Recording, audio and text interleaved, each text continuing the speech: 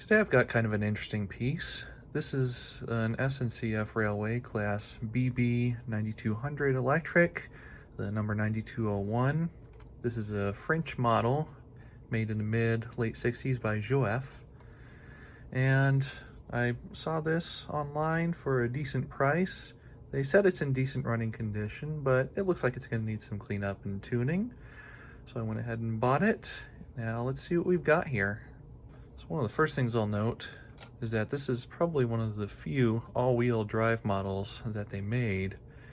And the gearing is all solid metal, no plastic to be found in there. It's also extremely free moving. Like I can just barely grip one of these wheels here and the whole mechanism turns almost as if there's nothing in there. Of course the seller said it runs, so it has to have a motor. So let's get inside of here. So it looks like it has a screw. Well, I see a little latch here and here, but it also has a screw at each end that I can see. So I'll just take these out first. This model is also very lightweight. Seems like for the most part it's plastic. But since it has 8-wheel drive, it should still have decent traction. Do those latches.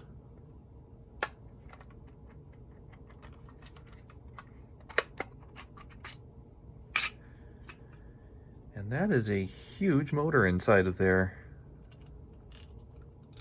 Very interesting. More metal gearing. So it's going to have some noise from that. But since this is all very free turning, maybe it won't need much work to run really well. Let's see how this is all put together. Yeah, I see just a couple nuts there. Let's see if I can get those off.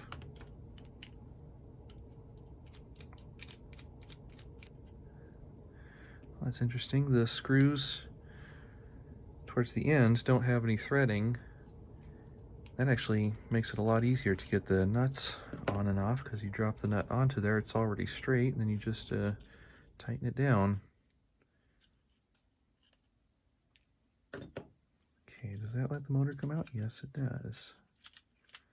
So there's this plate here, kind of holding it on. Let's see if that'll come up. No, looks like it might be blocked by this gear. Let's see, is that just press fit? It's kind of hard to tell. Almost looks like there's, oh wait, is that a nut on top? I think that might be a nut. Oops, I think there might be a nut on top.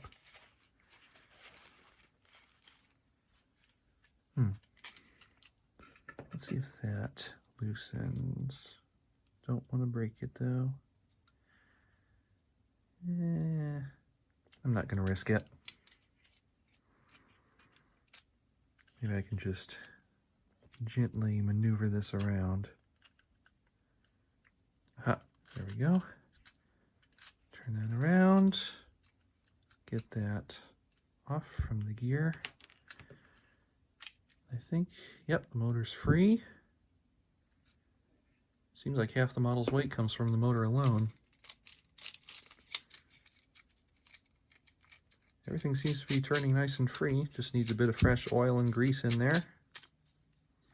So those must be the electrical contacts. So it's front truck pickup only. That should be fine as long as I give that a decent cleaning. This is very interesting. This motor has no cogging whatsoever. Let's see if I can take this apart without breaking it. At least partially take it apart. Let's see, I think there are just 3 tabs around here. Need a smaller screwdriver. Oh, here we go. Maybe this will do. There's also a screw on the bottom here. I wonder what that's for.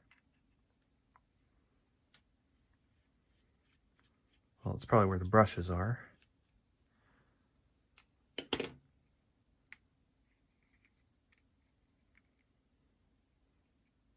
Yeah, okay, so there are the brushes. Not very big, but big enough. Just a light spring tension there. Then that design at the end makes it so that it snaps right over the commutator. That's super, super free turning. I think this is on ball bearings. Well, it seems like this end is assembled too tight for me to do anything, so I won't bother with that. And the other end, yeah, it's enough forming around there that I don't want to cause any damage here. But with that brush plate removed, I can see inside. Yeah, there we go. Might be able to see just a little bit reflecting from the lighting. I think this is a coreless motor. At least a very early one, considering this is from the mid-late 60s, which I definitely didn't expect to see. When I knew that coreless motors were around in the 70s, at least in brass models, but I didn't know anything this early ever had a motor like this. That's really interesting.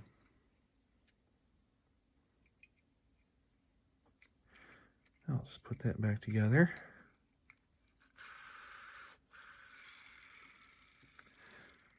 So, early, mid-late 60s model, the big coreless motor and ball bearings as far as I can tell. Even ball bearings could use a little oil now and then. Of course, this one probably hasn't had any in about 50 years. So just a couple drops in each end, and that should work through.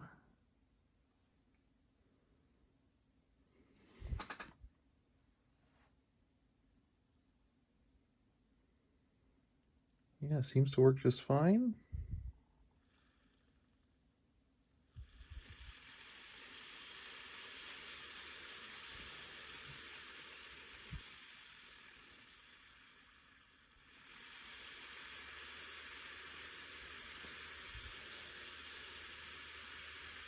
It's definitely not a silent motor, but for today, it is very quiet.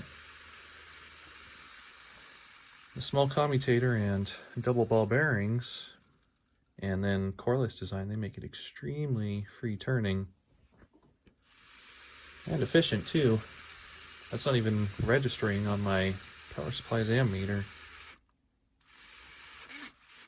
Torque's not super high, but at the same time, that's only about 0.15 amps stalled, so that's extremely efficient for its day. It's not even a tenth of what the Athearn motors of the same time would have drawn when they were stalled.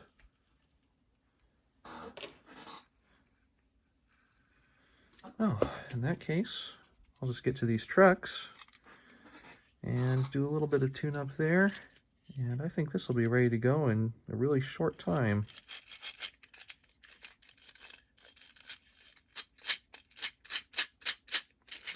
Yeah, those definitely need some oil.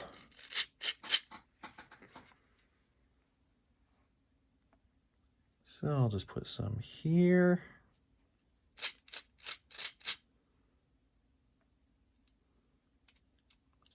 Let's see, another drop down here.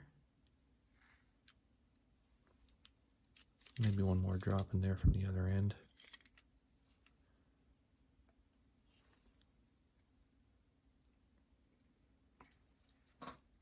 Now a bit for each end of the axles.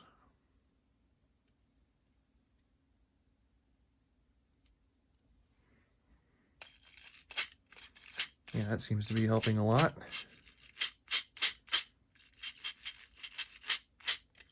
Still not perfect yet. I need a bit more. But that's already freed it up a lot. And it was already turning pretty freely. Okay, now the other truck, same thing.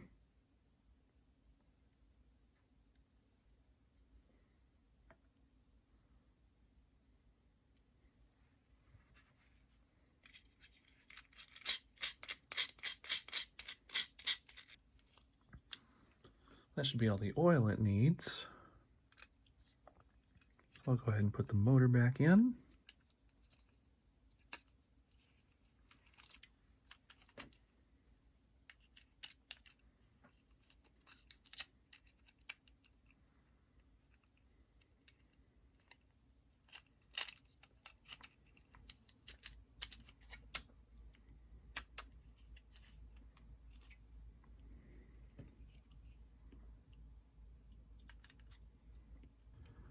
So far, working on this thing, the only thing I can see that I'd really count as a negative is that there doesn't seem to be an easy way to get the trucks off.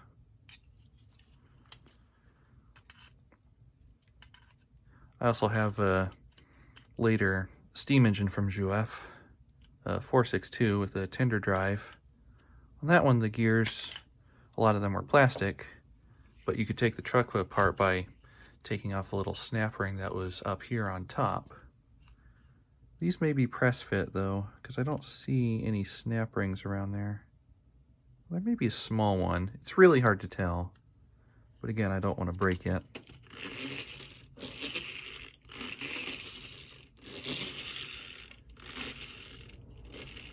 And already seems to be working pretty smoothly. Really just needs a bit more grease for the gears. And then some cleaning for the wheels. So I'll just spread some of that lithium around there.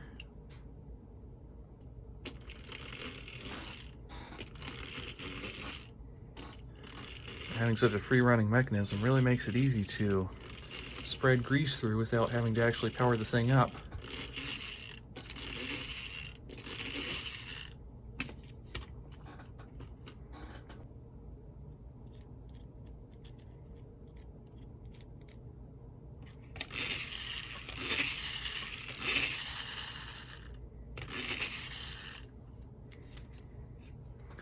All right, now the axles.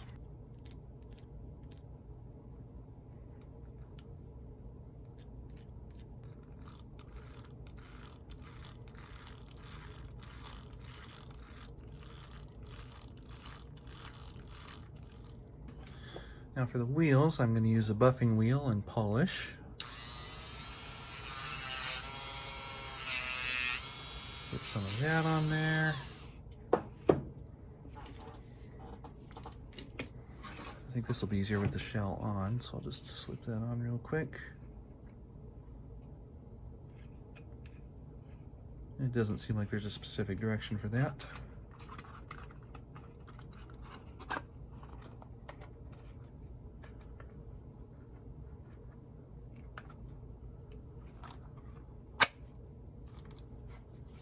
I wonder if these wheels will just turn on their own without even using the motor. So it'll definitely be convenient.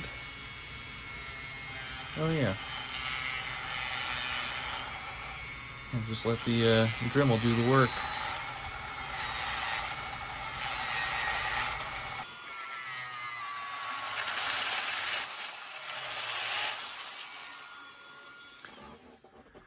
Okay, I think that'll do it. Contact areas on the axles don't look bad. That's just the small drum behind each wheel.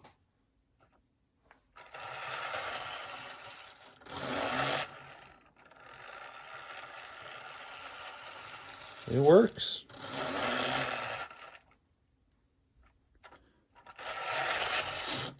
I think it's going pretty fast too.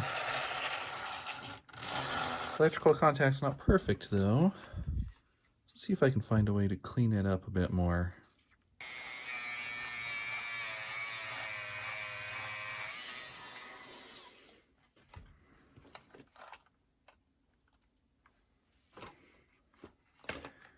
And then to make sure those contacts don't tarnish quite so quickly, I'll put a touch of oil on each one. Now the oil itself is non-conductive, but I found that doing this can sometimes actually help to improve the conduction between the parts because it prevents oxidation and tarnish.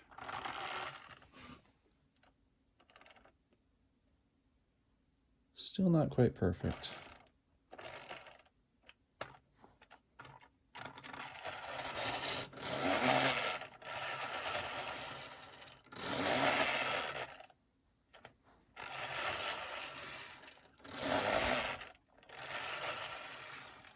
Part of the problem is most likely that the contacts down there are just a bit dirty.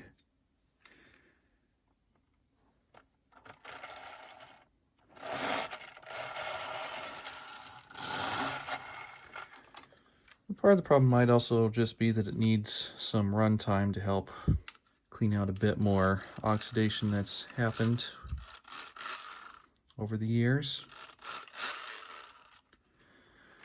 So let's take this over to the layout and see how it does. All right, let's see what happens here.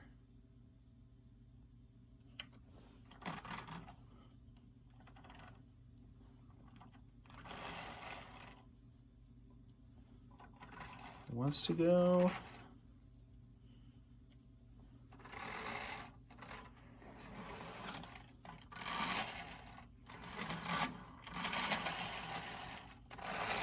It's almost working.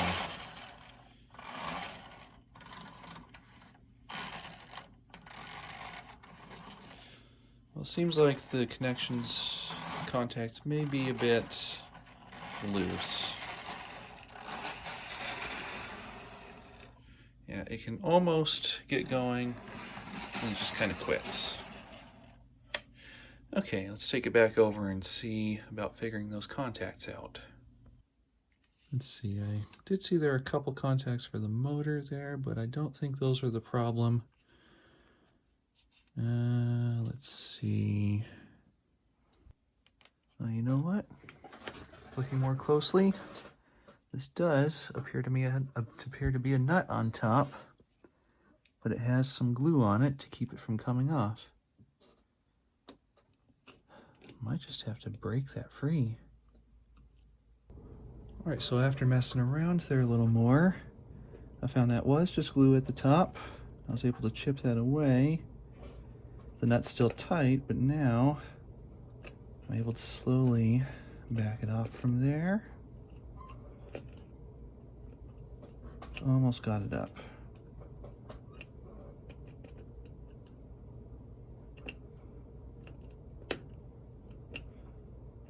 There we go. Aha. Now it's off. And above that, is it snapped on? Is that a lock washer snapped onto there?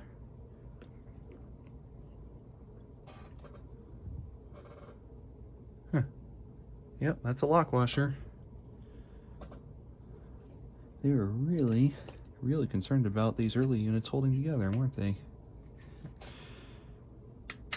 Aha, and there that goes. Gear comes off. There are the contacts. Interesting, so these rear two appear to touch the, no? Oh, that's it. These front and back ones touch the axles, and then these touch the contacts right here. Okay, that's making more sense. I'll bend these up a little to make sure they've got good tension. So let's buff those contacts a bit.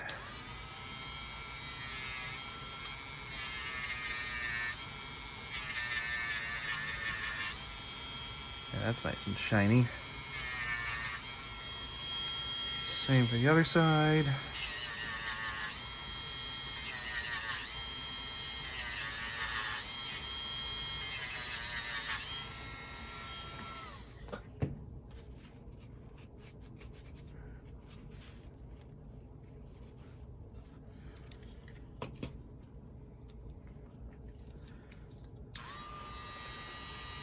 And buff these contacts a bit too. I'll be gentle about these since they're small.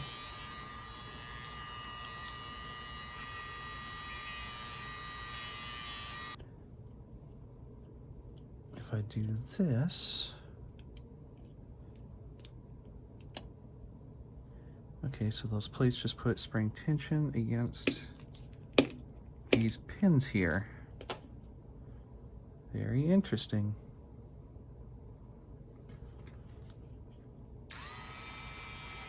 So buff the contact point for the axles.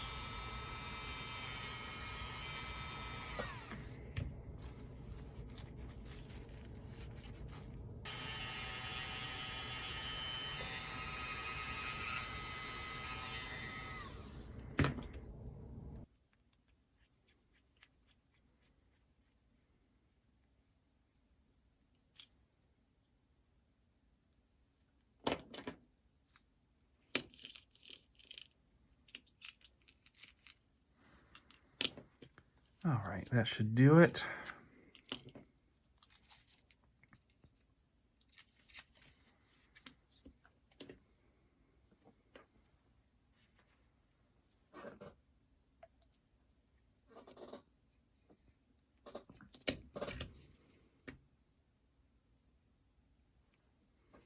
Just slide that down.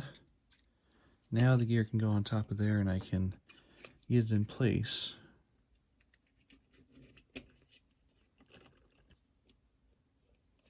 Lock washer up there.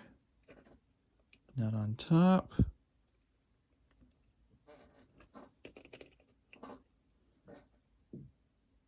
Try and get that as tight as possible. That feels nice and smooth. Okay, put the test track back up here. Now let's see if that made a difference. Yeah, that's looking a lot better. Not perfect though.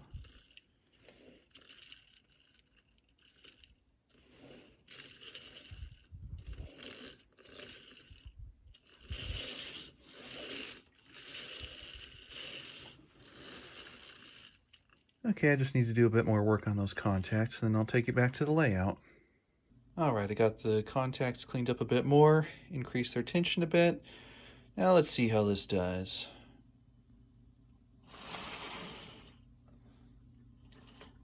Still not quite going. It's doing better now though.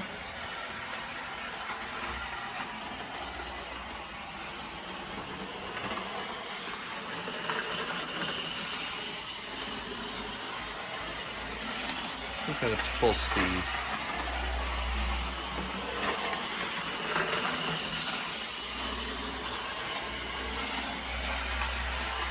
Seems to be doing better.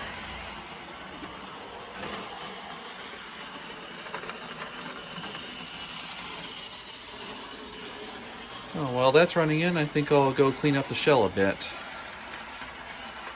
So a bit of soap and water with the toothbrush, and that cleaned up really nicely. There's just a couple scratches and marks here and there, but overall it doesn't look too bad.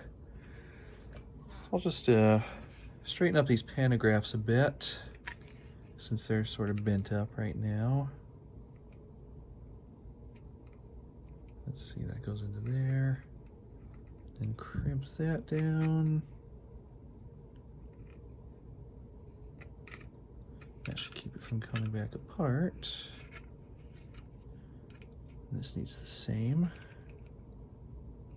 These aren't operating pantographs, they only have one position. So I at least don't have to worry about them moving around or anything. And those are looking pretty straight now.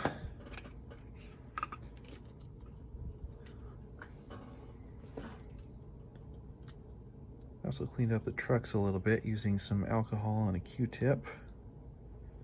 Just a little dust that I missed in there. Maybe I can get that with a brush.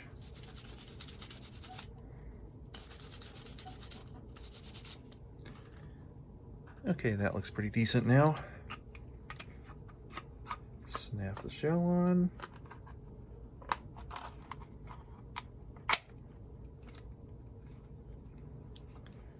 Reinsert those screws.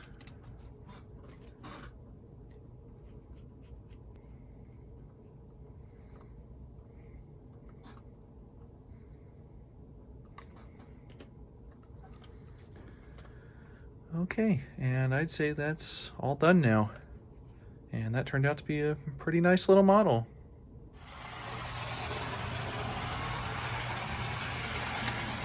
I'd say that's turned out to be overall smooth. Really large flanges have some trouble going over the switches here. And I think that'll just get even better with time as it can run more. And I'm sure eventually I'll find a way to put some Katy couplers on there. Get rid of those truck mounted hook and loop couplers.